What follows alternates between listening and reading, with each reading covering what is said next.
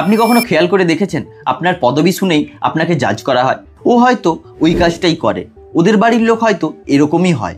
এই ভাবনা শুধু আজকের নয়, হাজার হাজার বছর ধরে এই নিয়ম চলে আসছে। হারারি বলেন, আমাদের সমাজ একসময় এতটাই ছোট ছিল যেখানে সবাই সবার পরিচিত ছিল। কার ঘরের ছেলে কি কাজ করবে সেটা আগের থেকেই জানা থাকতো। তাই মানুষ নিয়ম করে দিল, যার বাবা জুতো বানায় তার ছেলে নাতি তারাও জুতোই বানাবে। এতে নতুন করে লোক খুঁজে আনতে হতো না। বাঁধা ধরা নিয়মে সমাজ চলতো চুপচাপ। তখন বাইরে গিয়ে নতুন কিছু কাজ শেখার সুযোগই ছিল না। একটা কাজ শিখেই জীবন কেটে যেত। কিন্তু আজ একটা গ্রামের ছেলেও কোডিং শিখে বিদেশে চাকরি পাচ্ছে, আর একটা ব্রাহ্মণ বাড়ির ছেলেও পার্লারে চুল কাটছে। তবুও এখনো কিছু লোক মনে করে তোমার পরিচয়, তোমার কাজ সবকিছুই ঠিক করে দেবে তোমার জন্ম কোথায়। হারারি বলেন, সমাজের কোনো বানানো নিয়মকে আমরা যখন ভগবানের কথা বলি তখন মানুষ প্রশ্ন তোলে না। পুরনো সমাজের সুবিধার জন্য বানানো নিয়মগুলো আজকের দিনে বড্ড বেমানান। আমরা ভাবি চিরকাল তো এভাবেই চলেছে, কিন্তু সমাজটা তো বদলে গেছে। তাহলে প্রশ্নটা হচ্ছে, পুরনো সমাজের নিয়ম কি আজও মানা উচিত, নাকি সময় এসেছে নতুন করে ভাবার? আপনার কি মতামত নিচে কমেন্ট করে জানান।